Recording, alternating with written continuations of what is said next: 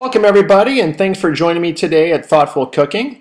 My name is Greg Fleischaker, and today I'm making a coconut oil mayonnaise. It looks like I'm starting at just after 11 o'clock, and as you can see, I have nothing ready. I haven't prepped anything at all, so you'll be able to see exactly how long it takes me to make this recipe from the very beginning to the very end. Now this is a pretty straightforward recipe. The best thing to do is just get everything out, or a bunch of stuff out at the very beginning. I have a cylinder, which is very important, and an immersion blender, which is also very important, and then I will just put all my ingredients in that cylinder, and instead of using like a food processor or a Cuisinart to make mayonnaise, I'll use the immersion blender in that cylinder and make the mayonnaise that way. So, as part of Thoughtful Cooking, I always try to think a little bit about my ingredients, the base of the mayonnaise or the eggs, and the oil. So the 3 eggs I got out there are all 3 pasture eggs. The chickens have access to, not more than access, they're actually raised on pasture. They're not kept in cages, they're not mass produced, so they're truly free-range chickens and better for you. So I'm going to use 1 egg and 2 egg yolks. And if you compare eggs that are pasture raised to your sort of commercial store-bought eggs, you'll see that the yolks are very different. One's much more yellow and healthy looking, I guess. And obviously it's the pasture raised egg. So I'll get those separated here. And the reason I wanted to try a coconut oil mayonnaise is because most mayonnaises use canola oil. If you look on the back of a big brand, go through the store, look in your refrigerator if you have to, you'll see canola oil or vegetable oil. And the more I read about those oils, the more interested I am in not having them in my house. So I'm a big coconut fan. The more I read about coconut oil, the more I find out all the benefits, so it only makes sense. All right, so I need a tablespoon of, get that seed out of there, lemon juice. Perhaps 2. All right, so there's my lemon juice.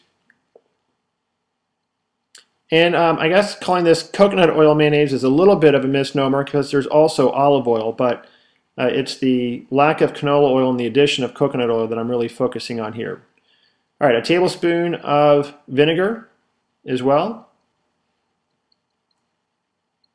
And you can see I have a big bag of cane sugar there. Not that any kind of sugar is wonderful for you, but trying to get away from the more commercially processed white sugar, sort of the beet sugar that's probably been genetically modified, and going more with the organic cane sugar in most of my cooking now.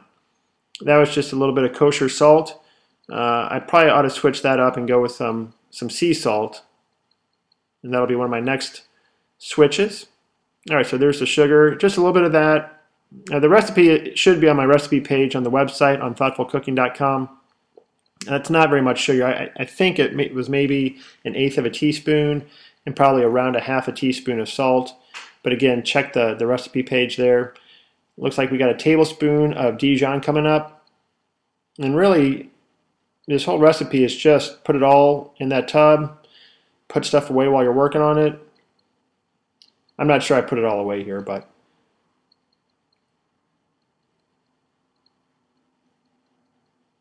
clean that up a little bit. And a tablespoon of yogurt lends it a little bit of creaminess.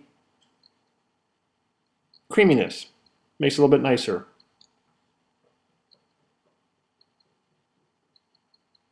Not much, just a tablespoon of that. I'm a huge fan of these recipes where you can just, either in a Cuisinart or a KitchenAid or use an immersion blender, and just sort of pile stuff up and then just mix it. I love this instead of using lots of different steps. All right, so I'm getting out a 1 cup liquid measuring cup. It makes measuring out your coconut oil much easier. So if you're using 2 different kind of oils, you'll want to put your olive oil in first, and then when you put your coconut oil on top, the level of the olive oil will help indicate where you are total oil. So we're going to 1/2 cup each of olive oil and coconut oil. Obviously, get a nice quality olive oil. You want to make sure it's the real deal and not some fake olive oil that might be partially canola oil. So don't get light olive oil, get real olive oil. All right, so for those of you who haven't worked with coconut oil, it's solid at room temperature. So you're going to measure it out like that, and just a few degrees over room temperature, it actually melts. So it's one of those weird things, but that's the way it is. Also, if you get unrefined coconut oil, it'll be very coconutty. If you get refined coconut oil, and in this instance, refined is not a bad word, but the refined coconut oil will be much milder and neutral. All right, so I have a cup combined oils, and I'm going to add that on top of everything I have there.